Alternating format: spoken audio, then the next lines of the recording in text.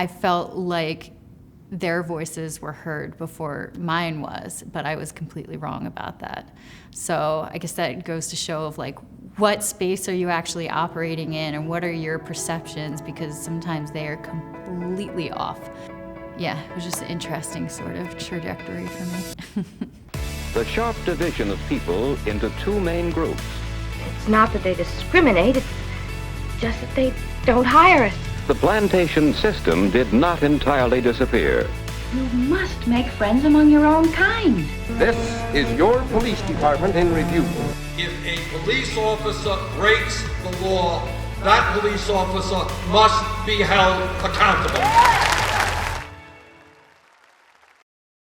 I think I became aware of it. I mean, the full sense of the word aware was most likely recently, within the past month, of just understanding it. My personal experience, you know, being a white woman and living in much of a bubble, seeing some of the things going on, talking about white privilege, all of that, seeing what happened with Freddie Gray and the Black Lives Matter movement when it first kind of kicked off at that time, understanding that there was an issue, but it wasn't until I really did some research in understanding what systemic racism entails. So one of the instrumental tools in that most recently was the documentary, The 13th. And before that, I had understood that, I'd heard about how our prison system, is part of the problem and is based in systemic racism. And I'm like, I understand that it disproportionately affects Black and brown communities, but I don't understand how the system is set up and what the systems are and what that really meant, like the term systemic racism. So I really needed to watch something that connected all the dots from slavery to today and how there are actual systems at play. That kind of just lifted the veil. And then since then, I've just been understanding of all the systems that we have, that are formed of a form of oppression.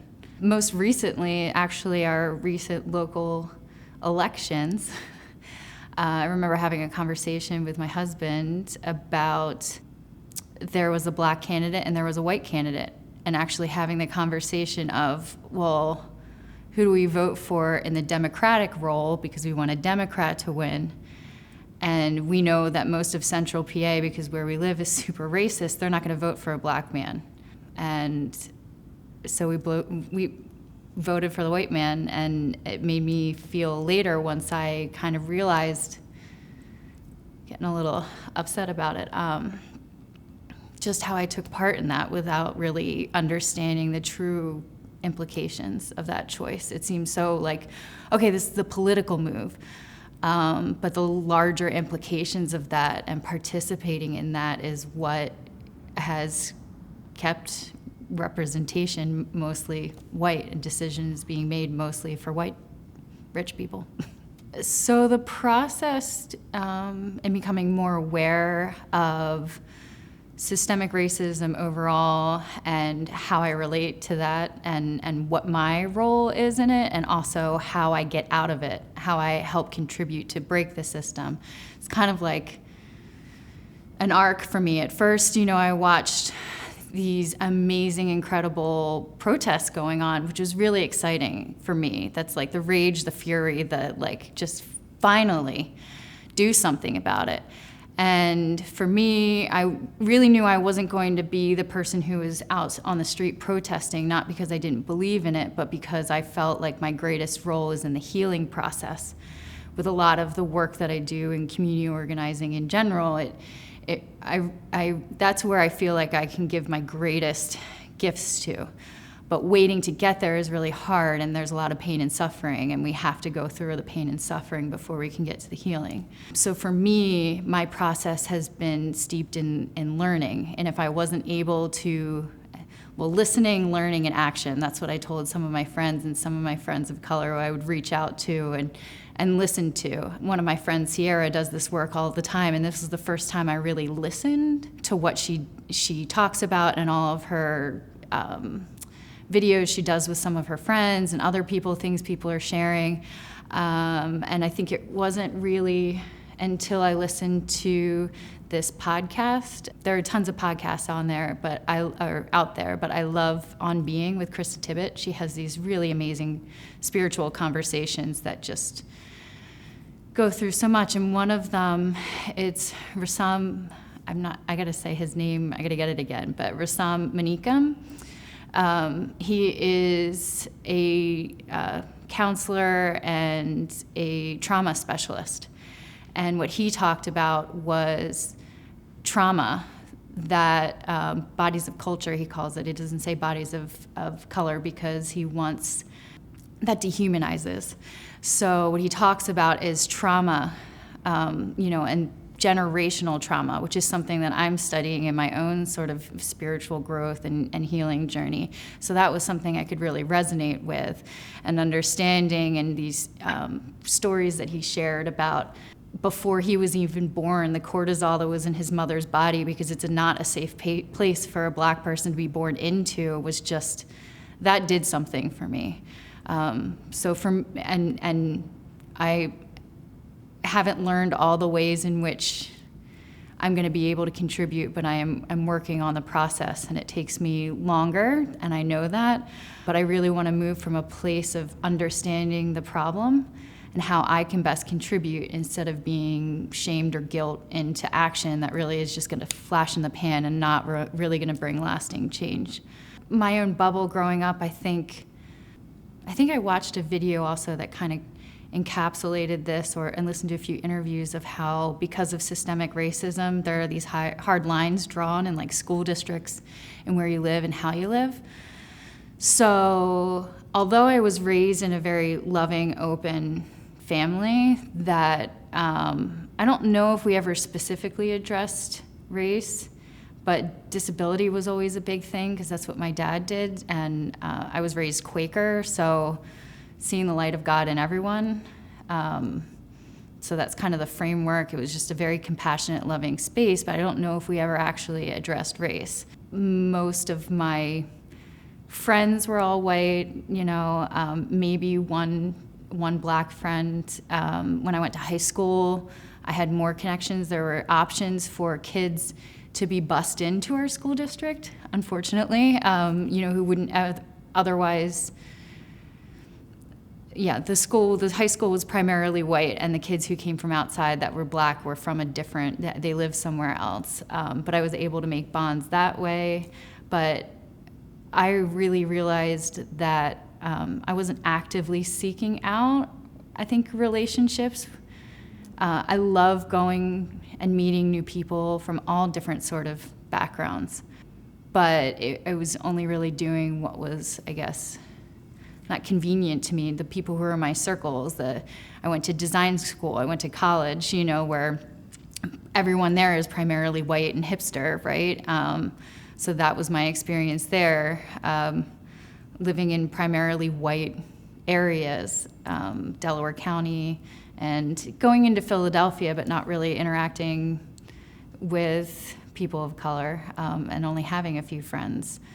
But I never asked, I knew that, never really asking your Black friends, like, so what's your, I've never asked or had those conversations of like, what's your experience? And it wasn't until recently, when I had a handful of friends in Lancaster, that I watched them get really excited. It was when Black Panther came out, and it being more omnipresent in our conversations about race and people's experiences here. We had more conversations. Now, some of those conversations I ended up being like, can I ask you the dumb white girl question? And they're like, yeah, sure, of course. Or I had friends who would talk about it in a way where I would say something and be like, well, actually what you said is kind of offensive, and explained, why. I remember the melting pot kind of analogy, where it's like, well, actually, to some communities, that's like whitewashing. And I was like, oh, I didn't know that. So, and another example of a conversation with, I have one very close friend who's Black, and I remember I called him when this started going on because there was something that clicked that like 4 years ago we had a conversation about when the Eagles won the Super Bowl, where Philly went nuts, right? And they greased the polls, all these horrible things, you know, and my friend and I were out to lunch and he was like, you know, well, like black people couldn't have a celebration like that. And I was like, what do you mean? And I was like, I got defensive because I was like, first of all, it's been so long since the Eagles won the Super Bowl. And you don't even, you know, you don't know what it is for people who live in Philly. And everyone there was, you know, white and black, whatever. I got very defensive. And he was like, can we just agree that it would be different? And I was like, yeah, sure. But I didn't really, I just like kind of I diminished his point. So later, you know, 4 years later, of course, he doesn't remember the conversation at all, but I remembered it, and I called him and I said, hey, I just want to acknowledge that during this conversation, I completely diminished your point, and I didn't hear what you were trying to say to me, and now I can say you're heard, I hear you. And I think that has been part of the process, too, of being able to finally hear what people have been saying pretty much my entire life with a deeper level of understanding that doesn't even get down to what the true lived experience is. My lifelong journey is to become more vulnerable. I've had some experiences in life that have helped me to shut down. So it's that reopening process. So I'm already in a space of where I understand how being vulnerable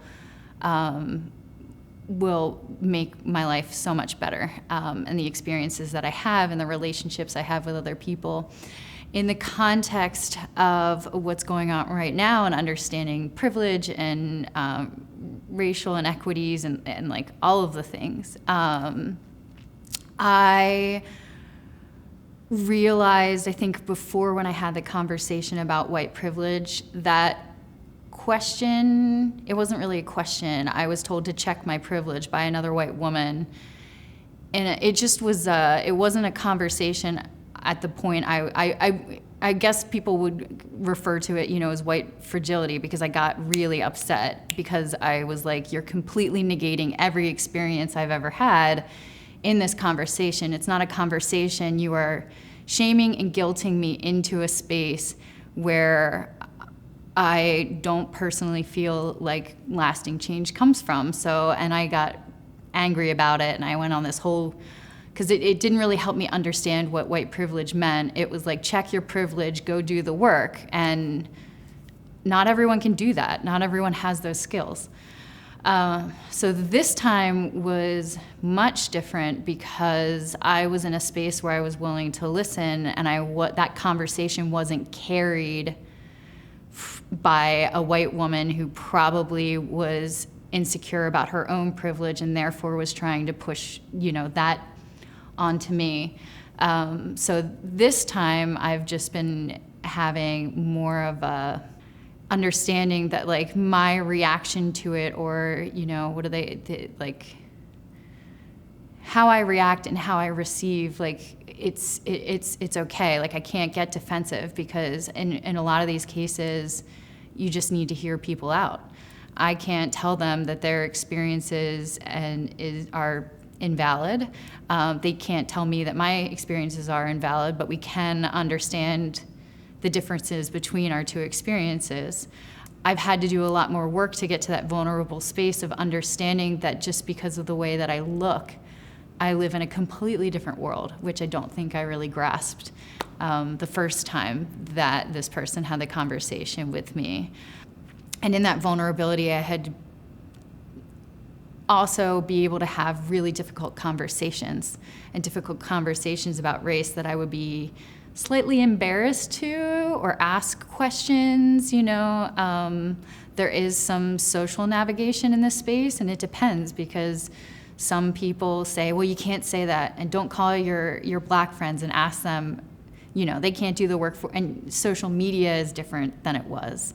And there's a lot of show, again, there's a lot of shame, there's a lot of pushing people in a direction, and knowing about myself that the greatest change comes within listening, understanding, finding things that I can identify with, and just staying open to having conversations where I might sound like an asshole.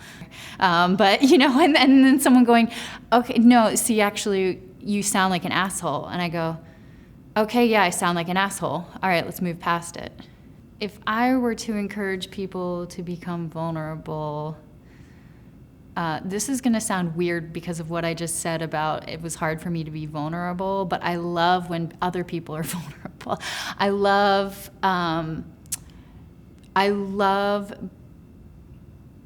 bringing people together to experience what it is being with another person in a way or an activity that breaks down barriers. So I guess that would be the like first sort of step is if you're doing any sort of work to be vulnerable, you have to figure out how to break down those barriers. And it just depends on the person. And some people can do it together, some people can do it alone. I think my greatest way to help people be vulnerable is being vulnerable myself and showing what it is to be truly vulnerable, truly open and receptive to receiving those messages and doing the work and learning. I had a lot of conversations with specifically other white women about the things that they were going through and the things they were struggling with and how they couldn't keep up, and then, kind of what do I do sort of thing. And I would just be like, well, you have to understand, like, you have to be in the space to be able to do, like, it's okay to take care of your mental and emotional health. It's okay to take a break.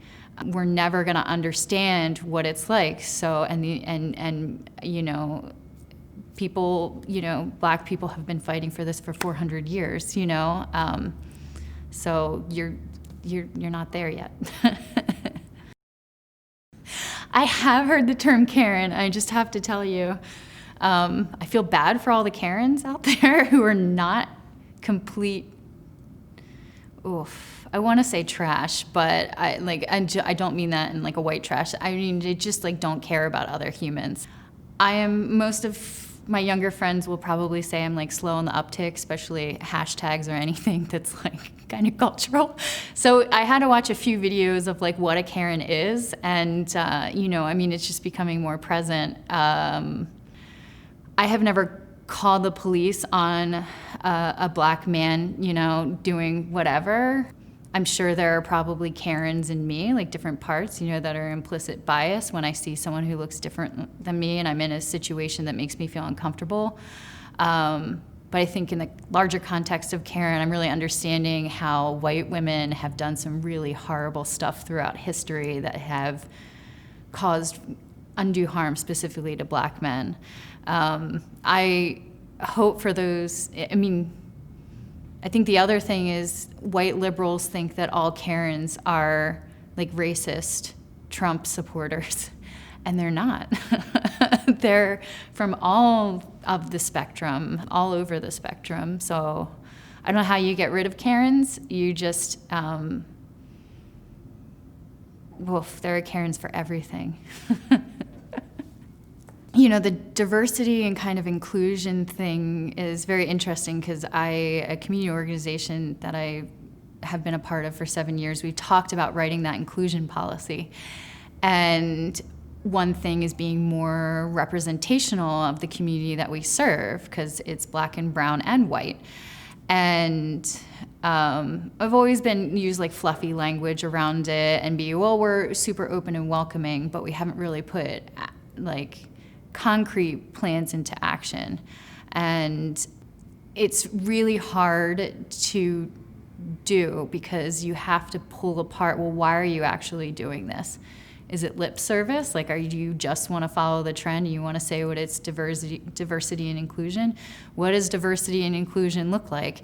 Am I just pulling in my Black friends and my Latinx friends and being like, hey, we want to be more representational. Do you want to be a part of it? What is the motive behind it? So I'm really actually in that space right now of just like, what does diversity and inclusion look like for me, for this organization, for my workplace? I'm more actually, because I'm in the job seeking part of my life, looking at leadership teams and seeing, although that there are women there, which makes me feel so much better, they're all white. And, you know, this is like a total side note, but I will share with you, recently I've been listening. I love Joy Reid. She's great. I don't know if you know, she's an MSNBC host, and she's a black woman. She is just phenomenal, puts together these amazing panels, specifically at this time, where they're like all black panels, so I will listen to it all day. But I think one of the men on the panel like acknowledged one of the black women on the panel and saying like, your voice is hardly ever heard. You know, you black women are like the most oppressed people. And I said to my husband, I was like, you know, this is really, I feel weird saying this, but like I always looked at black women as like the most powerful beings on earth because of the experiences that I had and the perception, right, that I had of, okay, well, you know, they're powerful, they're doing really wonderful things, and mostly for me as a woman, I felt like their voices were heard before mine was, but I was completely wrong about that. So I guess that goes to show of like, what space are you actually operating in and what are your perceptions, because sometimes they are completely off. Yeah, it was just an interesting sort of trajectory for me. As a woman and watching how black women are portrayed, you know, throughout film and media, for women, it is an uphill battle from the moment you come into this world being born a woman. As I can speak as a white woman, I can't imagine what it is like for a woman of color, especially when I think they are definitely portrayed as the help, or mostly that, you know, where they're in these service to other people roles forever. I've had the fortunate experience of being at a table of like marketing, you know, in marketing conversations, where my team's all female and our clients are all male, and they say to us in a meeting, a professional meeting, it's so hard for me to even say it, but so is everyone you hire attractive? Right? And you're gonna lose the job if you snap back. Or women are always portrayed as like these bitchy, snipey, sort of like tic-tac. But when you're constantly put down all of the time, or things are said like that, at a certain point you get to a breaking point. But I didn't really, it's culturally too, unfortunately. Like I didn't experience sexism until I came to Central PA. I grew up in a very like equal playing field sort of community, and as far as women and men were concerned, or at least what I thought. What I'm hoping comes out of this moment is that we have these conversations and we continue to have these conversations. And I just think about how wonderful and rich and raw and vulnerable our conversations will be born out of this. Right now we're addressing racial inequality and systemic racism, which has needed to be addressed for a very long time. I hope we smash the patriarchy, but that's been around for 2,000 years, and that is prolific in our everyday, whether we know it or not. You know, and when you talk about people with disabilities, that's a whole nother thing. I watched I forget who put it together, but about microaggressions against Black men specifically. I forget who put it out, but it was a beautiful video where white people and their microaggressions. And I said to my husband, I was like, I can't wait until we can make one of those videos about somebody in a wheelchair. It's gonna be awesome, because we do it all day, every day to each other. And I think that has been a very learning-based and like actionable thing that I the action I can take from the listening and the learning is to address some of those implicit biases or those thoughts when they're going on in my head, when I'm like, whoa, that actually, what you just said right there, thank God it's in your head, because it was pretty racist, you know, and having those moments now like right there, so I can change it right then and there, and when somebody else is doing it, I can change it right then and there. So yeah, I'm looking forward to carrying on the conversation. Yeah, I was actually thinking about this question on the way down of this me personally being more hopeful than I have been in the past, and this conversation I had with a family member, extended family member who's Black. We were having a conversation this past weekend about it, and you know, I was talking in like fluffy, like higher, you know, just sort of like 50,000 foot view terms of what I think is different about the situation, and like almost I feel like now that I look back on it, being like, hey, I get it now, you know, like that's what I really wanted to say to her. I wanted to say to her, you know, I get how difficult your life has been up until this point. I don't really know how difficult it's been, but at least I understand that there is a difference between my life and her life just based on skin color. And so I should have said something more clearly, but you know, she told me, well, I don't really feel hopeful at this time. I don't know what's different. This is my life, you know, which I hadn't really ever heard. I mean, I've heard it more and more, but not really understanding that. And I told her the reason why I was feeling more hopeful at this point was not only because I think why I'm definitely feeling more hopeful, not only because there are more conversations around it and more white people are talking about it and actually doing work and taking courses and trying to, if they're parents, they're trying to raise their kids to be less racist. I'm having conversations with my parents about the stuff and the policies that were in place, you know, from like Nixon to Clinton, like all of the things that they were alive for. So there's more conversation, which makes me hopeful. And there's like, this is gonna sound a little out there, but like the energy behind what's going on right now, it's like we're all resonating at the same level where we're going, this is not okay. We're all finally on the same playing field and saying like, this is not okay, we need to change it. I can't tell my friend to be more hopeful, that's not my place. I can't tell other people to be more hopeful, but I can be more hopeful, you know, and I can act on that hope and sort of lead the way. And I really do feel, I feel like it's different just by the energy that's behind it and what I'm hearing from other people and from what happened in 2015 of, you know, protests in Ferguson and Baltimore and all of that. I'm just more present for it now, which I think is the difference that gives me hope too. I think everybody's present to the shifts that are happening and like unweaving the systems of oppression and just kind of going for it. And, you know, we're in an election year where hopefully people are getting put into place who will make those changes as well. And people like me can support the movements that are already in place that we didn't know about until this moment.